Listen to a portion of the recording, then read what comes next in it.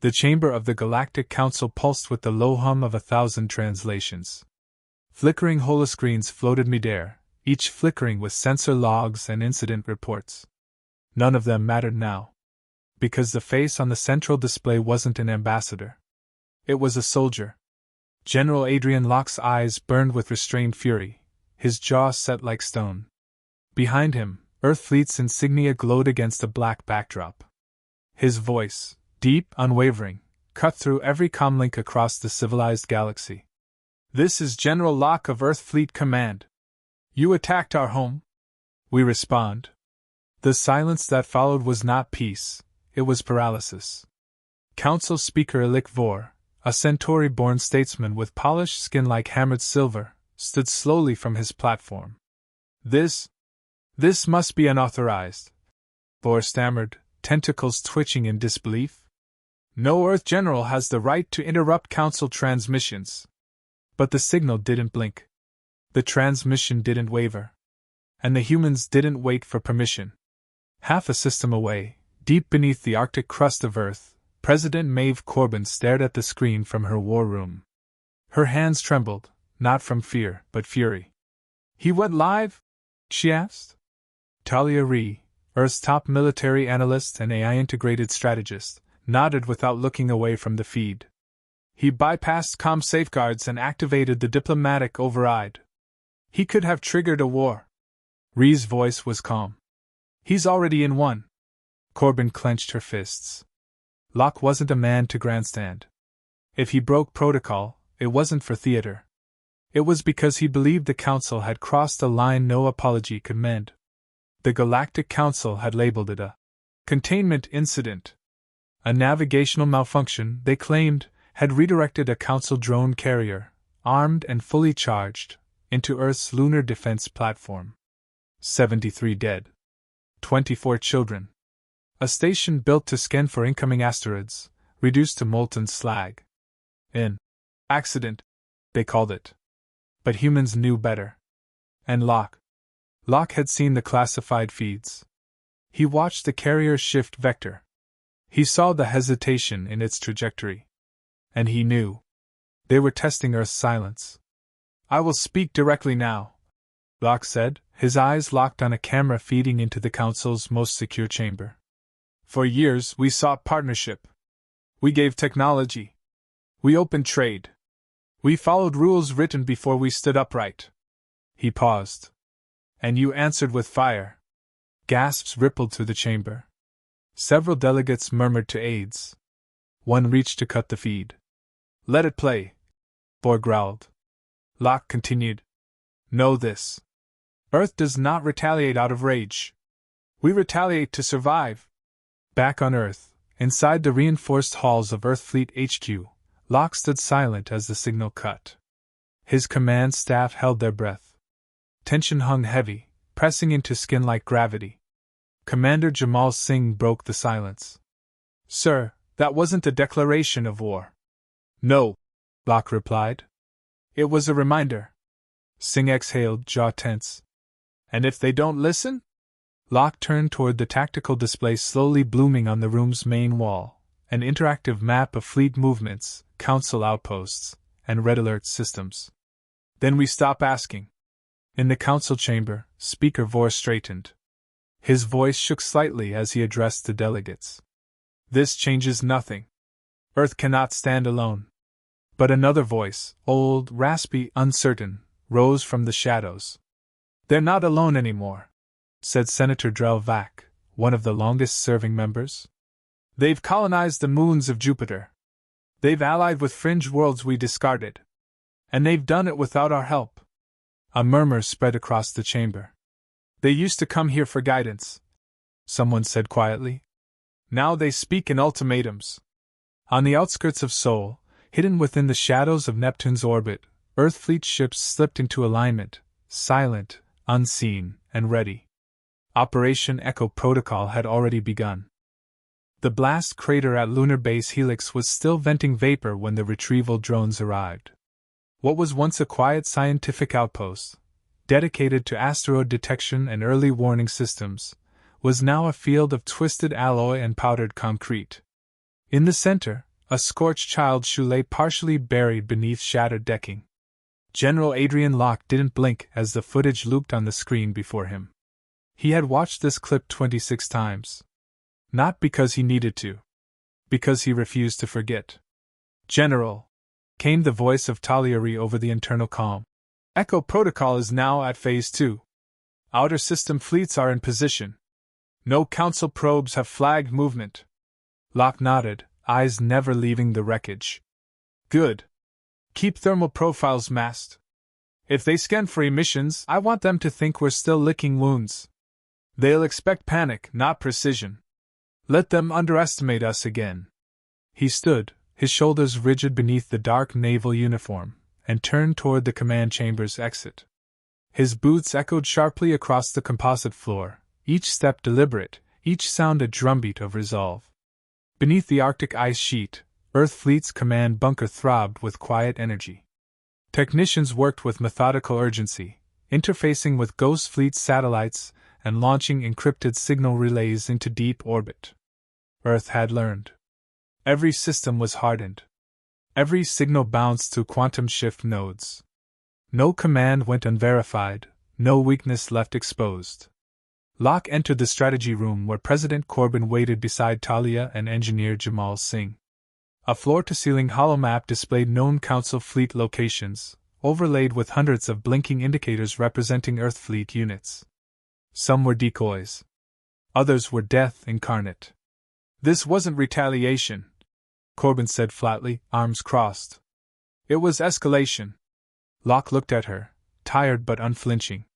It was escalation the moment they fired on civilians. They won't admit it. The Council never does. They don't have to, Singh muttered, wiping grease from his gloves. We already buried the evidence in lunar soil. Talia zoomed in on the outer rim. Saravan. Council's refueling station. Minimal defenses. If we slip Echo units past the scan net, we can disable their comm relays. Locke studied the projection. No casualties. No confirmed ones, Talia corrected. We'll blind them. Let them flail. Singh stepped forward, plugging in a data pad. And we've finished calibrating the Helix array. Earth Fleet can now isolate fleet systems up to 4 light years out, no need for direct contact. Corbin's brow furrowed. That's untested. It's ready, Singh said with rare steel in his tone. And they made this necessary. Locke turned toward the display, voice low. We never wanted this. But if they've forgotten who we are, then we'll remind them. Far above, in low orbit over Europa, the ENS Resolution hung in silent formation with 3 other vessels. Each one bore no transponder, no nameplate, only the dark mat of radar-absorbing panels and the shimmer of stealth shielding. Their presence wasn't meant to be noticed. They were a message, waiting to be delivered. Inside the Resolution's forward observation deck, Commander Yara Lin stood watching Jupiter's swirling storms beyond the ice moon's curve. She tapped her comms once. Fleet Alpha reports green status. Orders? Locke's voice filtered through. Hold until the signal. They need one more reminder before we pull the veil. Back in the bunker, Locke entered a private chamber lit by a single overhead beam. The room was bare, just a console, a chair, and the small glass case that rested on the wall. Inside was a child's drawing. A blue earth. A stick figure in a uniform. And a hand-scrawled message, "Come home soon, Daddy." He sat, fingers trembling slightly as he opened the secure transmission log. His daughter's voice, recorded years ago before her birthday, played softly through the speakers. If you're still working, it's okay. I know you're protecting people. But don't forget to eat, okay? Mommy says you always forget to eat. Locke bowed his head. Not in grief, but in memory. In promise. Talia's voice returned over internal comms. Council has issued a public statement. They're calling the incident a miscommunication. They're requesting diplomatic talks. Locke stood slowly, straightening his coat. Too late for talk, he said. Time they remembered Earth does more than listen. He stepped from the room into the full glow of the war room.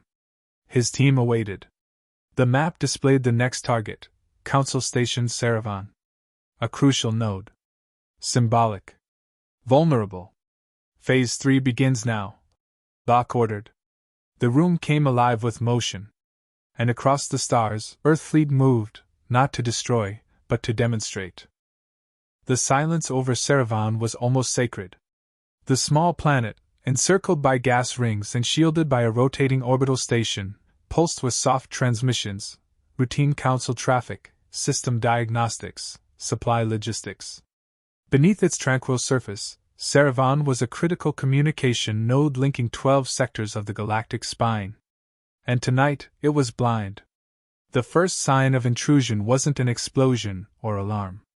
It was absence. No response from Beacon Array 14. No telemetry from Cargo Dock 7. No heartbeat from Central AI. Inside the council station, Subdirector Ilare shifted nervously in her seat. A veteran administrator with spined brows and surgically implanted oculars, she had seen 3 decades of peace. Yet now, staring at her unresponsive systems, she felt something she hadn't in years: uncertainty.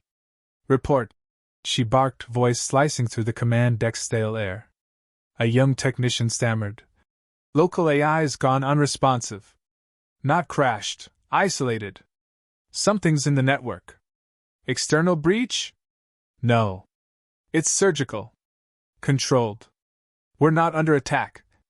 "Then why do I feel like we are?" Ilare snapped. Outside the viewport, space remained deceptively calm. But something watched. Across the stars, in the heart of Earthfleet's stealth command ship Eclipse, General Adrian Locke stood behind Commander Yara Lin, eyes fixed on the tactical hologram. Dozens of Earthfleet assets drifted just beyond Saravan's detection threshold, camouflaged, patient, lethal. "Status?" he asked. Yara didn't look up. "Operation Searscope complete. All hostile relay nodes severed. Saravan's blind. Council won't know for another 2 hours. And the AI?" Helix fragmented and inserted a logic drift loop. "Their system's rerouting itself into a maze." Locke's eyes narrowed. "Any casualties?" Yara glanced over her shoulder. "None. Just ghosts whispering in their wires." A brief flicker of pride touched Locke's face. Then it was gone. "Then send the message." Back on Saravan, Subdirector Ilare's command feed blinked once. Then again. And then a message appeared, not in any known protocol, but perfectly translated across every device. "We asked for peace." Every screen on the station displayed the same phrase. Then a second line appeared beneath it. "Now we show you strength." All lights cut to black. Total systems blackout. Only the stars remained. Inside Earthfleet HQ, President Maeve Corbin watched the transmission logs cascade on her display. Her expression was unreadable, but her voice carried the weight of an entire species. "We've crossed the line between silence and statement." Talia Ree, standing beside her, responded softly. "It was always going to come to this. The Council doesn't hear whispers, they need to hear thunder." Corbin exhaled slowly. "And how far do we let that thunder roll?" Talia didn't answer. She didn't have to. They both knew the storm had already begun. Meanwhile, in the Council's high chamber, Speaker Elik Vor struggled to maintain order. The news from Saravan had reached them, fragmented, distorted, but unmistakable. A fleet had been there. They'd left without a trace. Vor's voice rose above the fray. "We cannot tolerate this insubordination. Earth has weaponized fear." But Vac, the elder senator with a long memory and a longer view, stood slowly, spine cracking as he did. "They didn't destroy Saravan," he said. "They could have. But they didn't. Don't mistake restraint for weakness," Vor shouted. Vac raised a clawed finger. "And don't mistake their silence for surrender. They've told us, no more accidents. No more lies." A third senator whispered. "They're forcing us to see them." No one spoke after that. On the bridge of the Eclipse, the stars stretched silently around them. Yara folded her arms as Saravan's feed went dark. "It's done," she said. Locke nodded. "Phase 3 complete." They'll scramble fleets. They'll panic. But they won't forget this. Sir, may I ask something? He turned slightly. Go ahead. Why not strike harder? We had full fleet advantage. We could have taken Saravan. Locke's voice was low, measured, worn from years of compromise. Because this isn't about conquest. It's about memory. When the powerful forget who bleeds, the bleeding must remind them without becoming monsters. Yara said nothing. But something in her eyes shifted. Respect, maybe? Or understanding. Locke turned back to the viewport. Ready the next phase. Quietly. And in a hidden chamber beneath the Arctic ice, Talia walked alone into the core of the Helix archive. Her fingers slid over the biometric reader. A hiss. A light. The chamber opened. Inside, the original Helix frame, still active, still watching. Its interface pulsed. Hello, Talia. She hesitated. Are we going to war? No, she whispered. We're going to teach them what happens when you ignore Earth's silence. The Galactic Council had gathered in emergency session beneath the golden arches of the Assembly Dome. Holoscreens pulsed with static as last-minute reports flickered in. Saravan dark, 3 outer colonies offline, and an Earth fleet signal now beaming into every sector of Council-controlled space. No attack. No deaths. Just silence. And a message. Do not mistake mercy for absence. The Council chamber was no longer a place of debate, it was a hive of fear. Senator Drell Vac leaned forward, his voice barely more than a whisper. They've shown us every capability but one, and left that one unanswered. Speaker Elikvor slammed a metallic fist on the table. We are the central authority of this galaxy. We will not be coerced by Earth's dramatics. But even as he spoke, the delegates around him remained silent. Because above them, without any authorization, a new broadcast cut through the system. General Adrian Locke stood on screen, framed by the backdrop of a planetary sunrise. Earth. He didn't shout. He didn't threaten. He simply spoke the truth. I am Adrian Locke, commander of Earth Fleet and protector of our homeworld. His tone was calm, unwavering. Each word measured. You called the strike on our moon a miscommunication. A malfunction. You claimed the deaths were unfortunate. He paused. We know they weren't. The chamber was frozen, every translator quiet, every delegate still. You tested us, he continued. You saw peace as a weakness, and silence as permission. Locke's eyes, cold and resolute, seemed to stare into each council member's soul. So we reminded you, Earth watches. Earth remembers. In the control center beneath Antarctica's crust, Talia reobserved the diplomatic feed. Her fingers hovered above the Helix core, now stabilized and silent, its influence no longer required. The demonstration was complete. Beside her, President Maeve Corbin watched with glistening eyes. He didn't even mention war, she murmured. He didn't need to, Talia replied. They've already seen it, just beneath the surface.